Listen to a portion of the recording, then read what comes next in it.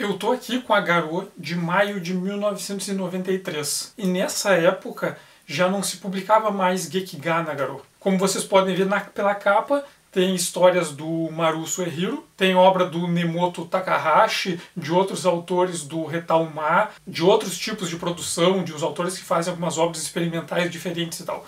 Mas hoje eu quero tratar de duas histórias específicas que saíram nesse volume da Garou e de uma corrente estilística dos quadrinhos japoneses a que elas estão filiadas. Mas antes de chegar lá, eu quero falar de uma categoria estética que é muito específica da cultura japonesa, que é o kawaii. Só que para nós entendermos o kawaii, nós temos que entender um pouco do contexto histórico em que ele apareceu. Se nós pensarmos ali no Japão pós-Segunda Guerra, tem todo aquele contexto da criação do ideal do salaryman, que eu falei um pouco no vídeo sobre a construção do otaku, que está associado com o Japão se tornar de fato uma sociedade ao estilo da estrutura do capitalismo ocidental. Então, nessa corrida do Japão para ele entrar no modelo da sociedade capitalista ocidental, se cria o ideal desse salaryman, que é esse homem que trabalha numa grande empresa e que se ostenta o status dele a partir dos bens que ele consome, e um modelo de unidade familiar que vai vir dessa cultura dos Estados Unidos, que é aquela família que é formada por um casal, o marido, a esposa e o filho. E esse modelo de família é todo pensado na lógica da economia de produção e consumo. Essa família ela tem que comprar uma casa, um carro, ela tem que comprar um certo conjunto de bens, e uma coisa muito importante que vai ser estabelecida nesse contexto do pós-guerra é essa ideia da jornada de trabalho de 8 horas por dia. Ela não se estabeleceu por acaso. Houveram vários estudos do pós-guerra que concluíram que 8 horas diárias de trabalho é o suficiente para conseguir fazer aquele sujeito produzir o máximo possível, ele conseguir ir para casa, sobreviver para o dia seguinte. E toda essa estrutura de modo de trabalho, ela foi organizada em volta desse modelo de unidade familiar. Uma pessoa que é solteira, que vive sozinha, sabe que se ela gastar 8 horas trabalhando por dia, mais o tempo que ela leva para ir para o trabalho, para voltar para o trabalho, para preparar as refeições, para fazer as refeições, para lavar a roupa, para fazer as coisas mínimas da higiene pessoal e para dormir, não vai sobrar muito tempo para ela fazer mais nada. Então esse modelo econômico e familiar pensava na ideia desse salaryman, esse cara que ele vai para o trabalho e vai cumprir as 8 horas diárias e vai receber o salário dele, e que ele seria casado com uma mulher que ficaria em casa, que faria todas as atividades domésticas necessárias para aquela unidade familiar. Porque esse cara ele não daria conta de fazer a jornada de 8 horas e fazer todas as tarefas domésticas. E esse modelo também vai ser implementado no Japão no pós-guerra. Então, no pós-guerra, era possível mulheres serem aceitas em faculdades, mulheres trabalharem, mas tinha toda uma pressão social de que a mulher ia estudar e a mulher ia trabalhar antes dela casar. Então as jovens mulheres poderiam estudar, fazer uma faculdade e trabalhar, mas assim que elas casassem, se esperavam que elas iam abandonar o emprego, abandonar os estudos, para se dedicar à família, ao filho e às atividades domésticas. E nesse contexto, o ideal de mulher seria uma mulher gentil, dócil e prestativa. Uma mulher que está ali disposta a fazer as coisas que as pessoas esperam que ela faça. E que vai se dedicar em função dessa família, abrindo mão de questões pessoais dela. Então tem todo um imaginário idealizado da mulher japonesa ali no pós-guerra, dessa dona de casa que se dedica pelos outros, que é sempre gentil, que é sempre carinhosa e que está sempre disposta a apoiar todo mundo. E outra coisa que vai ser relevante nesse contexto é que a produção cultural voltada para o público feminino vai ser muito menor no pós-guerra do que era para o público masculino. Vai ter muito quadrinhos, filme, literatura pensada para os meninos e menos coisas pensadas para as meninas. É só no final dos anos 60, começo dos 70, que a indústria cultural vai perceber. Tem um mercado que são as meninas e as mulheres, e elas também querem consumir coisas, elas também querem comprar coisas. Então o boom da produção cultural voltada para meninas vai acontecer ali no final dos anos 60, começo dos anos 70. E tem algumas questões estéticas que vão ser relevantes. Uma delas é o Naito Rune. O Naito ele era um desenhista, ilustrador que fazia desenhos em publicações voltadas para o público feminino. Ele vai começar ali no final dos anos 50, mas até os anos 70 ele vai estar produzindo. E as ilustrações dele, que representavam geralmente mulheres e meninas, elas tinham influência da Arte Nouveau, que é um estilo artístico que vai ser bem forte nas artes gráficas na Europa, a partir da França principalmente, ali no começo do século XX. E ele representava mulheres com rostos e formas arredondadas, todo o corpo, né, feito com linhas curvas, olhos bem grandes. Então ele vai criar um imaginário visual iconográfico que vai ser todo voltado para as meninas e que vai acabar ficando na memória desse público. E além disso, nos anos 70, vai surgir uma moda entre as meninas, principalmente, de uma caligrafia muito específica, que escrevia os caracteres japoneses, principalmente o alfabeto hiragana, que é o que se usa comumente para escrever palavras em japonês, quando não são usados os ideogramas. Essa moda que se espalhou entre as meninas dos anos 70 fazia esses caracteres com formas muito arredondadas, geralmente com pincéis diferentes dos pincéis tradicionais japoneses, que faziam linhas homogêneas, todas da mesma espessura. Então vai se criar toda uma tradição de escrita que vai circular entre as meninas, de escrever as letras com formas arredondadas e linhas homogêneas e fazer pequenos desenhos entre elas. Então aquela coisa da marca do pincel, que é comum ver na escrita tradicional japonesa, nos ideogramas, essa característica vai sumir nessa escrita específica das meninas dos anos 70. E como isso vai ser sucesso entre as meninas, várias publicações voltadas para o público feminino vão adotar essa tipografia como a tipografia oficial de suas revistas, suas publicações e também de publicidade direcionada para meninas. Então nos anos 70, quando vai ter esse boom da produção cultural voltada para um público feminino, eles vão se apropriar dessa escrita e vão se apropriar de elementos da iconografia dos desenhos do Naitô. E também nesse período, anos 70, começo dos 80, é quando vai ter o boom das idols, que são aquelas meninas que eram recrutadas por empresários e grandes empresas, e elas eram todas preparadas com toda uma equipe de apoio para se tornarem cantoras pop. Então são meio que cantoras fabricadas por toda uma equipe de empresários e de produtores culturais. E a imagem pública dessas idols, elas eram todas feitas em volta dessa estética do kawaii. E o kawaii é uma noção de uma beleza que está associada com uma fofura, que está vinculada com uma ideia de uma docilidade. Imagina aquela pessoa que é fofa e bonitinha porque ela é inocente. E nos anos 70 vai surgir toda uma idealização feminina a partir dessa noção de kawaii, porque os homens queriam essas mulheres que eram dóceis, que iam fazer todas as coisas para ele, que iam ser prestativas, que iam se dedicar à família, a todos que precisassem dela. Então vai se criar esse imaginário de que a mulher ideal é aquela mulher que ela é boazinha, que ela é sempre gentil, que ela é sempre prestativa, que ela está sempre disposta a abrir mão das coisas dela pelos outros e que ela funciona sempre em função de dar apoio para quem está em volta. E junto disso tem uma noção de inocência que beira um pouco a de infantilidade. Imagina alguém que é fofo porque não tem muita experiência com as coisas, fica as pequenas coisas atrapalhadas que são bonitinhas enquanto tenta ajudar os outros. A etimologia de kawaii vem do ato de ficar encabulado, de ficar envergonhado. Então, a ideia de ideal feminino a partir disso, essa mulher que ela é inocente, dócil e fica encabulada por não saber como interagir com as coisas direito. E vai se exigir muito isso das mulheres, então vai ter toda uma busca de várias meninas de serem kawaii. E nessa busca de serem kawaii, grandes empresas vão se apropriar disso e vão produzir produtos kawaii. E é no meio dos anos 70 que a empresa Sanrio, por exemplo, vai criar toda uma produção de produtos destinado a meninas a partir da estética kawaii. É nesse contexto que a Sanrio vai criar a Hello Kitty e todos os outros personagens do universo da Hello Kitty, por exemplo.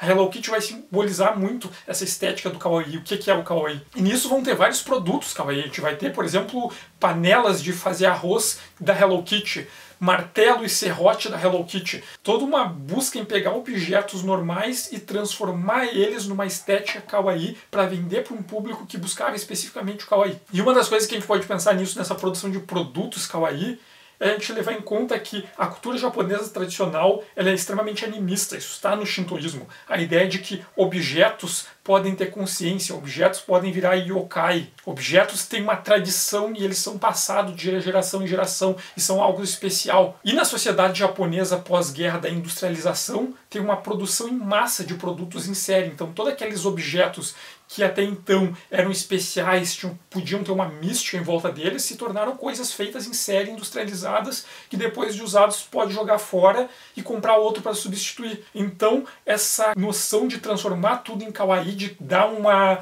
subjetivação, uma personalidade, transformar os objetos em personagens, talvez tenha um pouco de recuperar esse espírito animista da tradição japonesa, de dar alguma coisa subjetiva e que se possa ter um vínculo afetivo com os objetos. E também a busca do kawaii, tanto de homens que buscavam mulheres em que eles vissem elementos que eles identificavam como kawaii, tanto das mulheres que tentavam ser kawaii, um pouco está numa oposição entre uma infantilidade e uma vida adulta relacionada com pureza, inocência e com falsidade. Se a gente pensar na sociedade japonesa, ela é uma sociedade que tem muitas funções sociais que são construídas a partir de aparência. Se espera que fulano age de tal jeito, então a pessoa tem que fingir que é assim quando está naquele contexto. Então tem uma ideia de que a vida adulta é uma vida de falsidade, de fingimento, que as pessoas têm que fingir emoções que não têm e têm que se comportar de maneiras que elas não gostariam de se comportar, porque está num contexto social que isso exige. E as crianças teriam uma inocência de não estar ainda dentro desse sistema de sociedade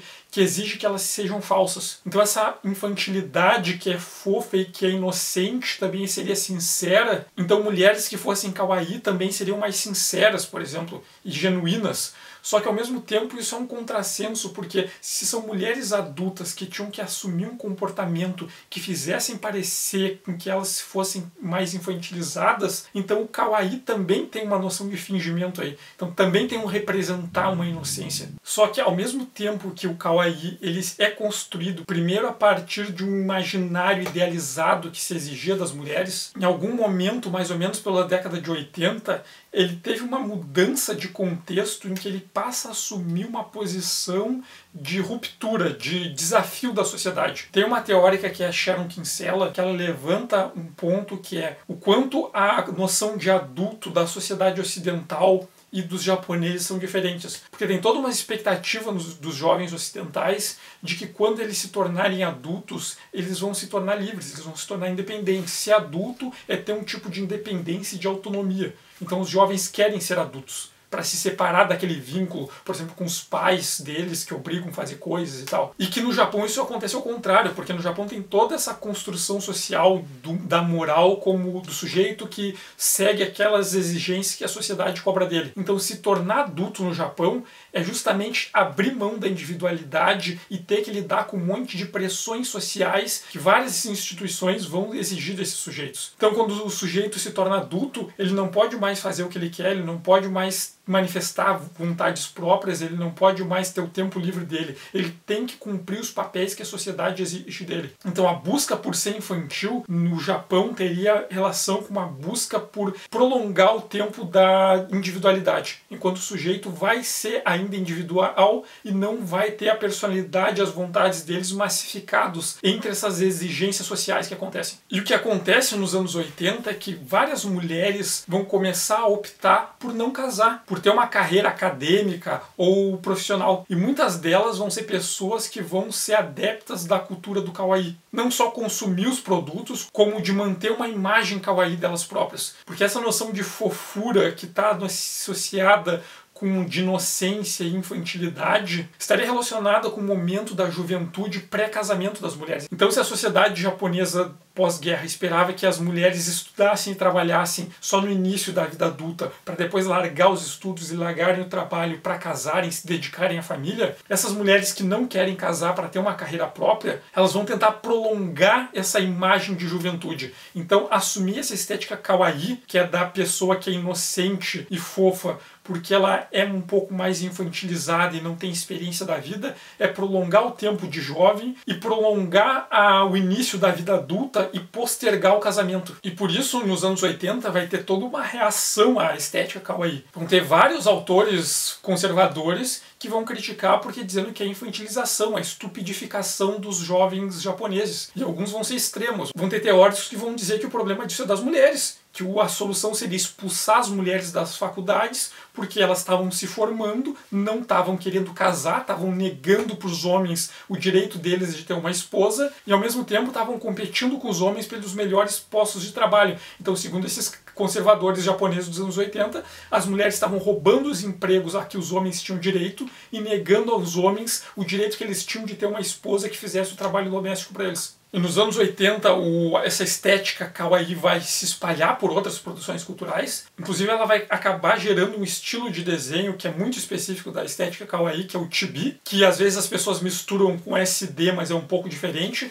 O SD, que é o Super Deformed, que é um estilo de desenho que também vai surgir ali nos anos 70 e vai ser forte nos anos 80 e 90. Ele consiste em desenhar os personagens de maneira achatada, larga, com cabeças grandes, a cabeça quase 2/3 do corpo. Mas o SD, ele está muito associado com elementos da caricatura. Se a gente pensar a caricatura, ela é um pouco ambígua, né, no contexto da oposição entre naturalismo e abstracionismo. O naturalismo como aquela tendência de representar as coisas a partir da semelhança, né, a representação se parecer com aquilo que está tentando representar, e o abstracionismo como a representação a partir de uma esquematização. Pegar aquele elemento e representar ele de uma maneira que simplifique a aparência por um tipo de código esquemático para fazer essa representação. Então o naturalismo, ele tenta ser parecido com aquilo que ele é, e o abstracionismo não, tenta apropriar daquele conceito a partir de um esquema que significa aquilo que está tentando representar. E a caricatura, ela está no meio, porque ao mesmo tempo que a caricatura, ela esquematiza aquilo que ela está representando, ao mesmo tempo ela pega traços muito específicos do que ela está representando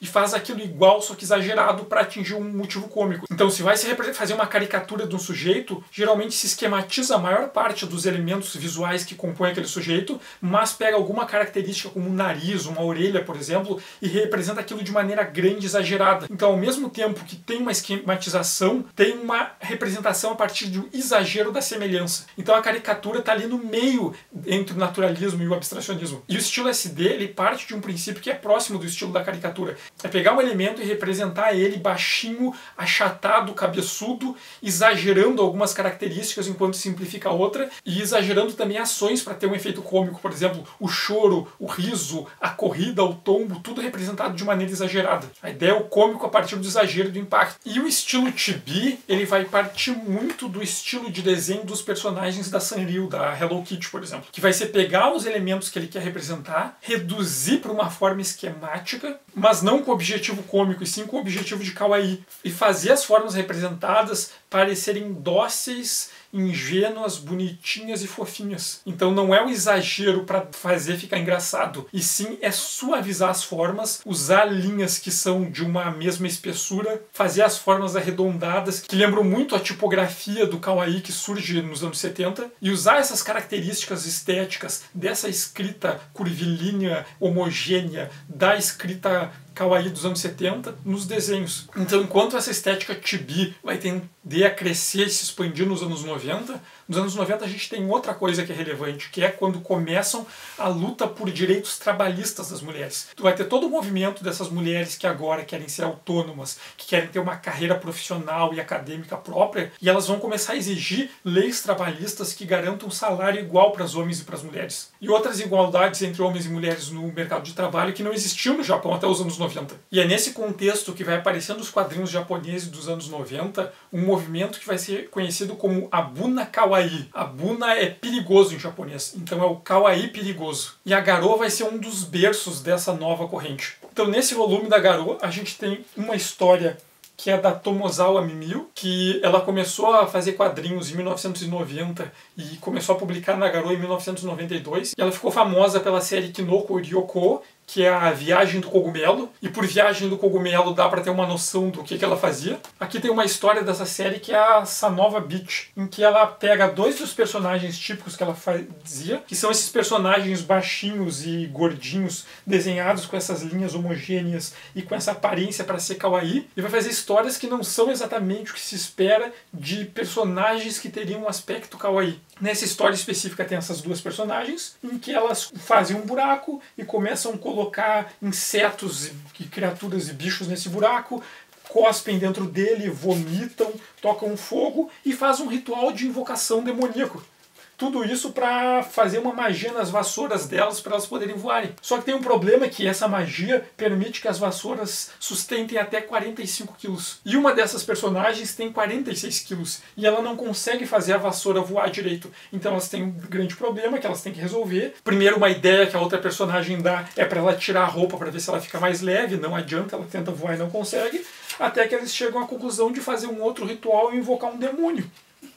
e o demônio dá poder para fazer as vassouras voarem, só que meio que no final ele suga uma dessas personagens por limbo e tal. E a Tomozawa, ela tem outras histórias que são baseadas nessa mesma estrutura. Ela pega essas personagens fofinhas que ela faz e coloca elas nos contextos muito bizarros, nojentos, de vômito, de fezes, e histórias que as personagens são cruéis uma com as outras, ou então que tem muito de psicodelia. A Viagem do Cogumelo tem esse título porque está muito associada com experiências de LSD, então algumas são essas personagens tendo viagens muito loucas sobre efeitos de drogas psicodélicas. E a Tomozawa vai ter toda a carreira dela a partir de explorar justamente essa estética de pegar esses personagens kawaii, pegar toda essa tradição da iconografia kawaii e colocar em contextos bizarros, escatológicos e perturbadores. E a outra história dentro dessa mesma proposta que tem nessa edição da Garou é uma história da série Nekojiro Udon. A Nekojiro Udon era produzida pela Nekojiro, que era o pseudônimo da Hashiguchi Chiyomi. A Hashiguchi Chiyomi, ela começou a produzir quadrinhos como assistente do marido dela, que era o Yamano Hajime. Ela fazia a arte final e ajudava ele com os desenhos, até que ele começou a incentivar ela a fazer os próprios quadrinhos. Então ela adotou esse pseudônimo de Nekojiro, que a tradução seria como sopa de gato, e começou a produzir essa série Nekojiro Udon. Udon é um prato japonês, às vezes ela mudava o nome do prato japonês, era Nekojiro e um prato japonês diferente. Nesse caso, o udon de sopa de gato, que eram baseados muito também em experiências de LSD e nos sonhos dela. Então ela tinha sonhos, ela contava para o Yamano, e Yamano ajudava ela a transformar esses sonhos em um roteiro, um mínimo de coerência, e depois ela desenhava esse roteiro e publicava como Nekojiro Udon. E a Nekojiro, ela começou a publicar essas histórias e fazer muito sucesso nos anos 90. Várias revistas começaram a encomendar obras dela, empresas pediam os desenhos dela para publicidade. Então ela começou a produzir muito, ela ficou muito popular, só que a Nekojiro, ela sofria depressão e ansiedade. E essa demanda exagerada de trabalho que ela começou a ter, começou a deixar ela cada vez mais perturbada, e ela sentiu que ela não estava mais trabalhando porque ela gostava, ela estava sendo obrigada, tinha virado uma pressão e tal.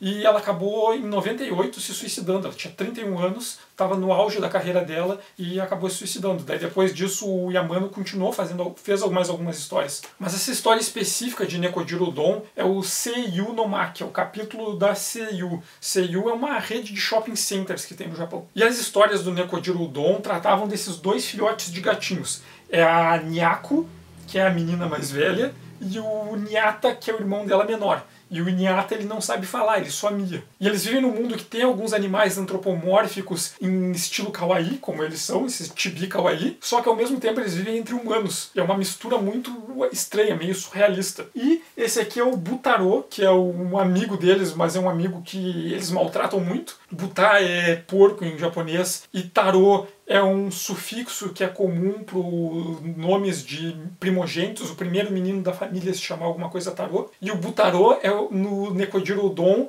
meio que o equivalente ao Kenny do South Park. Ele sempre se dá mal, assim, e é explorado pelos outros. E nessa história eles estão caminhando, né? O Butaro foi obrigado a carregar a Nyako e o Nyata, e a Nyako propõe eles irem no shopping. O Butaro não quer ir no shopping porque a mãe dele não deixa ele ir, ele não tem dinheiro. E a Nyako promete, não, se ele for junto, ele vai ganhar um sorvete. Daí, ao princípio, eles vão entrar no shopping e tem um velho morador de rua maluco batendo com uma lixeira no chão lá e gritando. E esse velho morador de rua caga e mija no meio da rua. O empregado do shopping não quer deixar o Butaro entrar porque ele é um porco, mas eles conseguem enrolar o cara para entrar. E nisso eles vão lá tomar o sorvete, tudo. Só que quando chega lá, a Nyako não tem dinheiro para comprar 3 sorvetes. O dinheiro que ela tem só dá para comprar 2. Então ela compra para ela, pro Nyata, e o Butaro fica lá olhando. E isso deve estar gostoso, isso deve ter bom, que gosto é, nunca comi e tal. E os dois ficam torturando o Butaro, não deixando ele provar o sorvete. Até uma hora que eles não querem mais, eles jogam o sorvete fora. E eles compram outra comida, só que a outra comida eles repartem com o Butaro. E depois eles brincam um pouco num brinquedo e vão embora. Só que quando eles estão indo embora, o Butaro percebe que ele esqueceu a comida dele. Resolve voltar e combina com a Nyako que vão se encontrar na porta. Só que o Butaro se distrai abanando e prende a cabeça no teto quando está subindo a escada rolante e é decapitado. E o corpo do Butaro cai do lado do carrinho do açougue. O dono do açougue está carregando porco, simplesmente bota o Butaro dentro e leva como se nada tivesse acontecido. E o maluco que cagou na frente do shopping decide comer a cabeça do Butaro E a Nyako fala, pô, o Butarão não apareceu, então vamos embora, vamos deixar ele, vamos embora. E a história acaba com isso. Então, as histórias do Nekojiro Udon tem muito disso das duas crianças e elas fazerem maldades, elas serem cruéis. O Butarão sempre sofre na mão deles e geralmente morre. E o cômico é isso, é como elas são más e maltratam os amigos. Às vezes tem um pouco de elementos do surrealismo. A Nyako e o Niata seguidamente encontram pessoas completamente bizarras nos lugares que eles vão. E o que o trabalho da Nekojiro e da Tomozawa tem em comum, que é o que vai definir essa estética do Abuna Kawaii, está associado com essa subversão do Kawaii. Pegar aquela tradição que surgiu lá nos anos 70, que está associado com uma noção de beleza vinculada à fofura, à docilidade, à inocência, e vai pegar esses personagens desenhados numa estética Kawaii, nesse estilo chibi, e vai mostrar eles sendo cruéis, eles sendo maus, se aproveitando dos outros, não sendo insensíveis, passando por coisas nojentas. Então tem toda uma subversão do que se imaginava como sendo kawaii. Toda essa inocência substituída por crueldade. Crianças sendo cruéis, bichinhos fofinhos sendo cruéis. E essa subversão do kawaii está associado com essa força de ruptura do kawaii, né? Esse imaginário das mulheres que deveriam ser dóceis, se submeter aos maridos, abrir mão das suas profissões para se dedicar à família, serem sempre gentis. E como nos anos 90 vai ter esse movimento das mulheres por autonomia, por elas não quererem se submeter a essa sociedade que exige que elas sejam subservientes, que elas abram mão de questões da individualidade delas para serem sempre gentis, sempre boazinhas e satisfazer a necessidade dos outros. Então a força desse Abuna Kawaii, do kawaii que é perigoso, do kawaii que é subversivo, tá junto com o movimento feminista japonês dos anos 90, que quer romper com esse estereótipo e com essa exigência que a sociedade japonesa faz que as mulheres se tornem subservientes. Então o Abuna Kawaii está muito associado com essa luta pela autonomia feminina. E por isso que é um estilo que é basicamente feminino. A maioria dos autores que vão trabalhar com o estilo Abuna Kawaii são mulheres,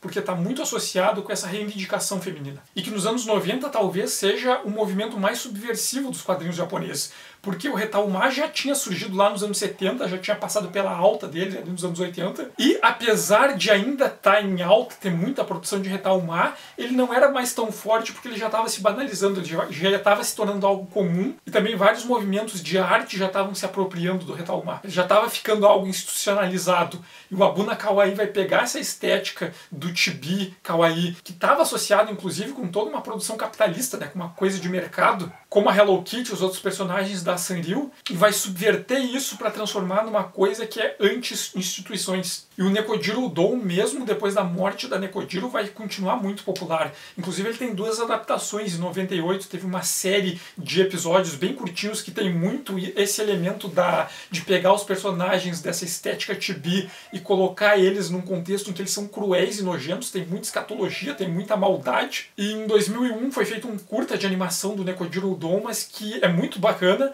mas que ele é menos cruel e trabalha mais com a perspectiva do surrealismo que tem nas histórias do Nekojiro Udon. E o Abuna Kawaii é um estilo de quadrinhos japoneses que é bem forte, né? Desde os anos 90 e seguiu ao longo dos anos 2000. Tem muita HQ Abuna Kawaii interessante, experimental e subversiva, e é uma produção que eu não lembro de ter sido publicada no Brasil, e que tem muita coisa ainda a ser explorada, né? E por hoje era isso, espero que tenham apreciado. E peçam para suas editoras favoritas trazerem obras do Abuna Kawaii para o Brasil, porque tem muita coisa muito bacana. E peço que quem puder curtir, compartilhar o vídeo sempre ajuda bastante. E obrigado e até o próximo vídeo.